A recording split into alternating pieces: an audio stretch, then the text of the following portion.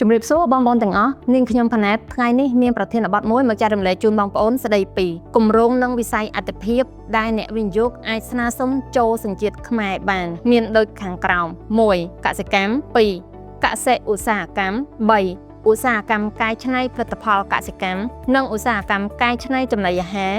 ដែលបម្រើទីផ្សារក្នុងស្រុកនិងការនាំចេញ 4. សហគ្រាសកម្មនសាលដែលផលិតទំនិញប្រើប្រាស់ក្នុងស្រុកផលិតទំនិញជំនួសការនាំចូលនិងសហគ្រាសកែច្នៃសំណល់ 5. ឧស្សាហកម្មទេសចរណ៍និងសកម្មភាពពាក់ព័ន្ធនឹងវិស័យទេសចរណ៍ 6. ឧស្សាហកម្ម Digital 7. ឧស្សាហកម្មដែលមានបច្ចេកវិទ្យាខ្ពស់ប្រកបដោយនវានុវត្តន៍និងការស្រាវជ្រាវនិងអភិវឌ្ឍន៍ 8. សហគ្រាសធុនតូចនិងមធ្យមក្នុងវិស័យអតិភិបនិងការអភិវឌ្ឍបណ្ដុំសហគ្រាសធុនតូចនិងមធ្យមសួនឧស្សាហកម្មនិងសួនវិទ្យាសាស្ត្របច្ចេកទេសនិងនវានុវត្តន៍ 9. ឧស្សាហកម្មឬកម្មនសាលថ្មីៗ